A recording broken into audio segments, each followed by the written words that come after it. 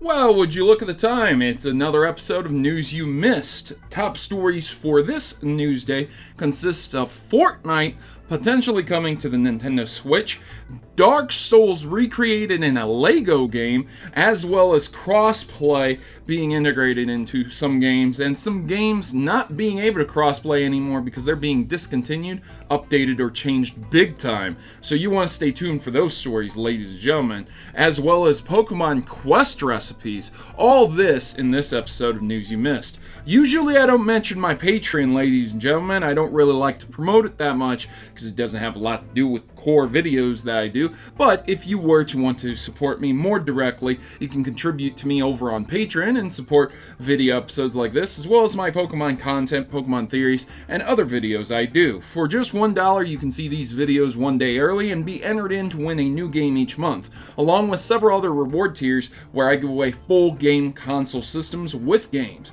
I've already had several winners, and I do give away a Nintendo Switch each and every month for people subscribed here on YouTube. So, without further ado, let's jump right into the news, and we're talking about a fan recreating Dark Souls in a Lego game. This is very interesting. This was done by Mythic Marty, not a massive YouTube channel, so this guy possibly doesn't do this professionally all the time, but it was made in Lego Worlds. It's pretty cool. There's a little bit of editing here and there, and you can tell that, but it looks very, very nice. This guy's clearly a fan of Dark Souls. If not, I'd be very, very shocked because they did a very, very good job with this. Yeah, so go check out the video, give him some support, like and share his work here. It's probably took quite a bit of time to actually create properly. So, ladies and gentlemen, we're also talking about the original Borderlands being rated for the Xbox One and PlayStation 4.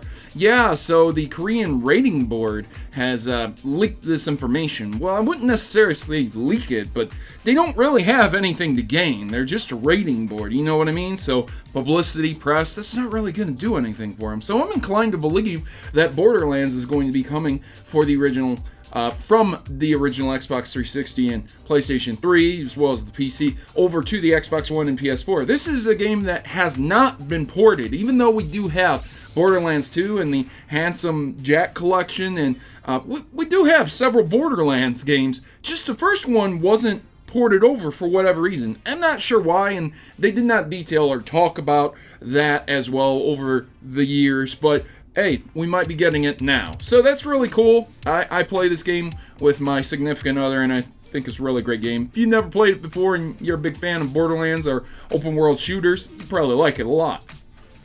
Astro is partnering with Nintendo, starting with a Zelda-themed headset. There's really nothing more to the story other than, you know, we have Astro talking about how they created this. There's going to be more details on it coming up here on E3. It looks really, really nice. There's no questioning that. But my only concern and worry is that it's kind of useless at the end of the day. If you are a massive Nintendo Switch player, you already probably have a headset, and you've probably invested quite a bit of money into it, so this is kind of coming out late in the game, and Nintendo Online isn't that great. It's not even out yet. And on top of that, the voice chat, how to use it properly on the Nintendo Switch right now, is still a little bit convoluted. So this seems like a massive flop, other than a nod and an ode to Zelda fans. There's no Zelda Online multiplayer either, so I'm really left scratching my head, other than the fact that it looks really, really nice. It does, it looks great, but why Zelda? Why not Splatoon? Why not Super Smash Brothers? You know what I'm saying? Maybe Mario Kart, some thematic games. Well, anyways, Black and Gold looks nice, and it's a nice headset all the same. So, Pokemon Gold and Silver's demo has revealed many unused Pokemon, from the 3 dogs to just some very unique and interesting sprites. Now, I did an entire video going through every Pokedex entry from the original 151 all the way to 250s. It's no problem. I completed it. I went through, looked at every single sprite, and tried to come up with who is what, where, why, and what was cut. If you want to see that video, I'll link it down in the description below, but just know that originally Pokemon Gold was going to be a very unique and different game. I would not be surprised if the ROM for the original game wasn't completed by the end of the month, and we'll be playing the original Pokemon Gold game completed. So, your spring 2018 guide to Pokemon Go, legendary raids, Alolan forms, quests, and more. This is something you'll want to check out if you're interested in getting Let's Go Pikachu and Let's Go Eevee, the new Pokemon games that are going to be coming out on the Switch that work in tandem with Pokemon Go, because you can transfer Pokemon from Pokemon Go over to there. So make sure to consult this guide to see what Pokemon you need to get in Pokemon Go. If you've been out of the game in Pokemon Go, don't worry, you can get right back into it. It is not difficult to start up fresh, clean, get a new start, and get quite a few Pokemon within a few months. I promise you, so don't feel really down on yourself if you quit playing it or you haven't been playing it. Just use this guide and see what Pokemon you need and events that are coming up. So Korean rating boards, again, also have potentially leaked Fortnite for the Switch. It's a port. So I don't have nothing else to say about the story. They just apparently leaked this. Somehow, in some way, shape, or form, someone figured it out and talked about it, and it's from their rating board. Good, I guess. I had the same exact concerns I have for the headset that I was talking about earlier extend over to this. Why? For what reason? Nintendo Online is still very, very lacking. It's not even a launched service yet. And the online that we have drops connections quite a bit and causes issues, problems, lag.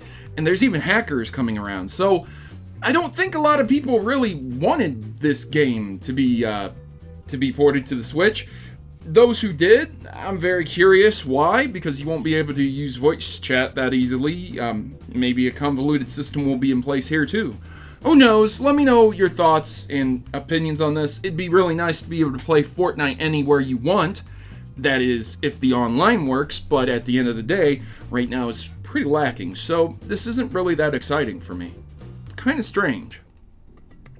But you can enable cross-platforming on Fortnite, which kind of makes me curious and wonder if Fortnite comes to Nintendo on the Switch, you'll probably be able to cross-play with Xbox, as well as PC, possibly Android and iOS as well.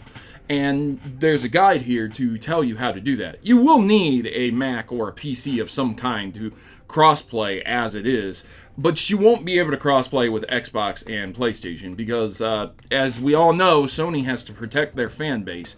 I'm dead serious, that's what they said. That's why they don't want to crossplay games with Xbox or Nintendo, because their fans, they can't control what happens to their fans there. So, what a great excuse. If you're looking to figure out how to crossplay Fortnite, there's a guide for that. Also, I'll leave it in the description below.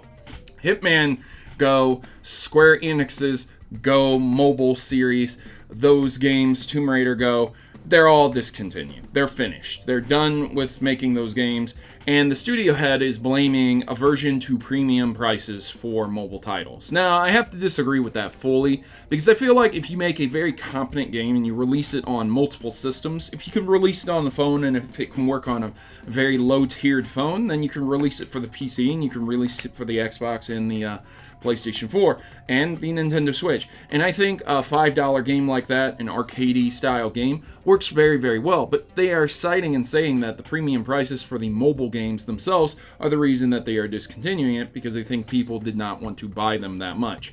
I guess I feel in the same way that, yeah, the casual audience would probably play your game a lot more if it was free to play. Would you get retention from that? Probably not.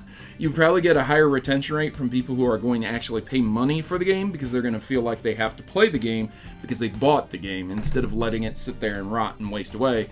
Whereas a free-to-play game is like, oh, I tried it, I didn't like it, I'm done with it. You know what I'm saying?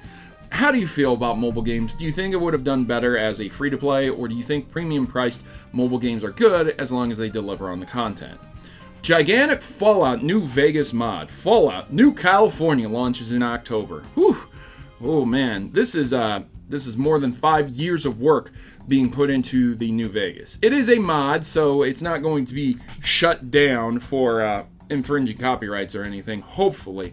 And it's available for PC. If you've never played New Vegas, this might be something that you would like to get into. It takes place to where you're going to be starting off in a different vault, Vault 18, inside the ruined Los Angeles, and you are apparently going to be fighting for control of the Survivalist Army, the New California Republic, and super mutants Yeah, these are a three-way fight. I don't want to spoil any more of the game. It's a basic premise. It's a Fallout game, and it looks like these guys worked real hard on it, so you should definitely try it out if you're into Fallout. And finally, on a final note, I actually have every cooking recipe you could need for Pokemon Quest, so I'll go ahead and link those in the description as well. These recipes are very important for you if you're playing Pokemon Quest to attract a certain type of Pokemon, so there you go, ladies and gentlemen, there's that.